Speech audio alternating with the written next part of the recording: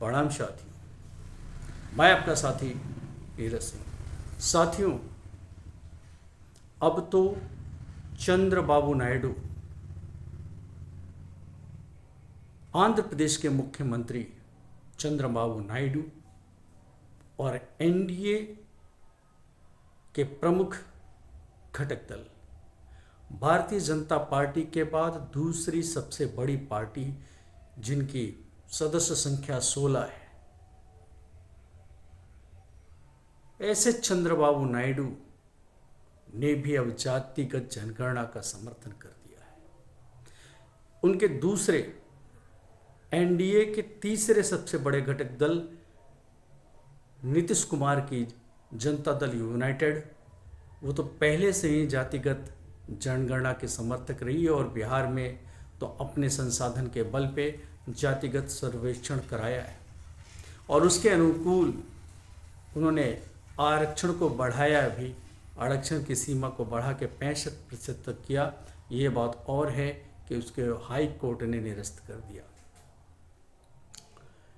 लेकिन अब Chandrababu Naidu Indian express से इंटरव्यू करते हुए उन्होंने ये माना कि जातिगत जनगणना की एक सेंटीमेंट है लोगों के में, उसकी भावना है लोगों में और ये जातिगत जनगणना होना चाहिए।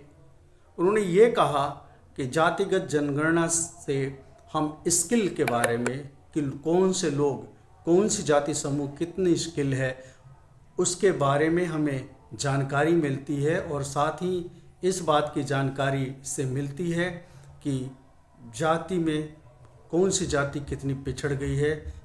गरीबी के बारे में भी पता चलता है। और उन्होंने आगे ये कहा, जातिगत जनगणना हो जाएगा तो हम उसके अनुसार हम योजना बना सकेंगे और इससे उनकी गरीबी को दूर कर सकेंगे। और उन्हें आगे ये भी कहा, जब गरीबी दूर होती है तो उनकी सामाजिक हैसियत भी ऊपर आती है। साथियों, जाति इस देश की सच्चाई रही है, इससे कोई इनकार नहीं कर सकता है।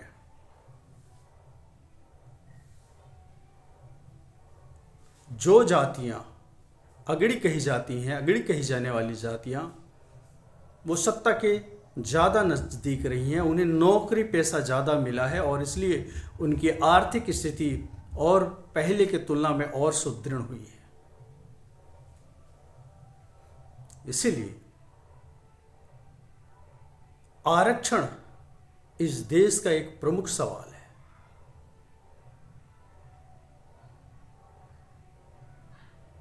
आरक्षण जिन जिन जातियों को अभी मिली है, जो भी थोड़ा बहुत है, उसके आधार पे उनकी सामाजिक स्थिति में अवश्य ही सुधार हो। इसलिए जाति जनगणना सिर्फ जातियों को गिनने का एक प्रोग्राम नहीं है। जैसा कि चंद्रबाबू नायडू जी ने भी दोहराया, ये असमानता को दूर करने का एक साधन है। जब जाति की जनगणना हो जाएगी, उससे ये पता चल जाएगा किस जाति की क्या सामाजिक और आर्थिक स्थिति है, उनकी शिक्षण की क्या स्थिति है, वो कितने पढ़े लिखे हैं, वो कितने स्किल्ड हैं, और फिर उसके अनुसार सरकार योजना बना सकती है। इस देश में की अजीब स्थिति है, जब सरकार, कोई भी राज्य सरकार किसी जाति को आरक्षण के दायरे में लाती है तो कोर्ट पूछता है इसका डाटा कहाँ है, इसका आंकड़ा कहाँ है, इसका स्टडी कहाँ है। और जब ये सामाजिक न्याय की ताकतें इस स्टडी की मांग करती है, इस अध्ययन की मांग करती है, सर्वे की मांग करती है, जब जातियों के सामाजिक, आर्थिक, शैक्षणिक स्थिति के अध्ययन की बात करती है, तो बाद में वही कोर्ट उसे निरस्त कर देती है। और फिर जो भारतीय जनता पार्टी है, वो नहीं चाहती कि देश में समानता आए, क्योंकि ये वर्णवादी लोग हैं, ये वर्ण में, ये विभाजन में विश्वास करते हैं, ये ऊंच नीच में, छुआछूत में विश्वास करते हैं। इनका मानना ही है कि इस धरती पे आए हुए कुछ लोग श्रेष्ठ होंगे, आगे होंगे और उसके नीचे क्रम से निचले स्तर के लोग होंगे, फिर उससे भी एक नीचे स्तर होंगी। इन्होंने तो 4 स्तर वर्ण बनाया हुआ है और इनका ये मानना है कि ऊपर की जो स्तर है वो श्रेष्ठ है, नीचे की जो स्तर है वो नीच है, तुच्छ है। और फिर आज जो वर्तमान में जो आर्थिक स्थिति है समाज की वो भी ऐसा ही है। जो ऊपर के तबका है वो अमीर हैं, उनके पास संसाधन है, हर तरह के संसाधन हैं, नौकरियां हैं, जमीन जायदाद हैं, व्यापार इनके पास हैं। लेकिन वही जो निचले क्रम में है जो समाज, वो हर तरह से पीछे है। सामाजिक स्थिति में तो पीछे ही है, आर्थिक स्थिति में भी है, उनके पास नौकरियां भी नहीं है, उनके पास कोई व्यापार नहीं है, उनके पास कोई बड़ा संसाधन नहीं है। तो ऐसे में तो उन्हें आगे बढ़ाने के लिए, उन्हें शैक्षणिक रूप से मजबूत बनाने के लिए सरकार की सहायता की आवश्यकता है। और सरकार की सहायता कैसे मिलेगी?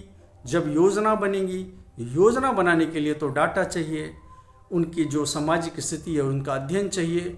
लेकिन ये भारतीय जनता पार्टी की सरकार ऐसा नहीं चाहती। उल्टे अजीब तर्क देखिए, आरएसएस तो ये कहता है कि हाँ जातिगत जनगणना होना चाहिए, लेकिन आरएसएस तो ये कहता है कि जातिगत जनगणना आने से देश की एकता और अखंडता पे खतरा पैदा हो जाएगा। उन जातियों को गिनने से देश की एकता अखंडता में खतरा पैदा हो जाएगा जो देश की एकता अखंड भारत बनाया, जिनके शासन में भारत अफगानिस्तान और ईरान की सीमा तक था। उन जातियों को गिनने से देश को खतरा हो जाएगी। ये कितना भद्दा मजाक है। जिन सरदार पटेल ने देश को एक किया उनके वंशजों को ये गिन लेंगे, अंबेडकर के वंशजों को गिन लेंगे, सम्राट अशोक के वंशजों को गिन लेंगे, तो देश की एकता और अखंडता पे खतरा पैदा हो जाएगा। ये इससे भद्दा मजाक बहुजन समाज के लिए और कोई नहीं हो सकता है। तो एनडीए में न सिर्फ चंद्रबाबू नायडू बल्कि नीतीश कुमार तो पहले से ही जातिगत जनगणना की मांग कर चुके हैं, चिराग पासवान करते चुके हैं, अपना दल की अनुप्रिया पटेल कर चुकी हैं। तो फिर किस बात की जिद है? निश्चित ही ये सिर्फ और सिर्फ इसलिए किया जा रहा है ताकि नीचे की जो जातियां हैं वो विकास क्रम में आगे ना आ जाएं, वो उनकी पालकी न ढोना बंद न कर दें। सिर्फ और सिर्फ इसलिए जातिगत जनगणना को नहीं होने दिया जा रहा है। लेकिन अब ये जो भी विधानसभा के चुनाव होंगे, चाहे वो महाराष्ट्र का हो चाहे बिहार का हो, ये मुद्दा बहुत ही गहराएगा और मजबूर होकर या तो भारतीय जनता पार्टी को जातिगत जनगणना करानी पड़ेगी या भारतीय जनता पार्टी देश के राजनीतिक पटल से ओझल हो जाएगी। धन्यवाद।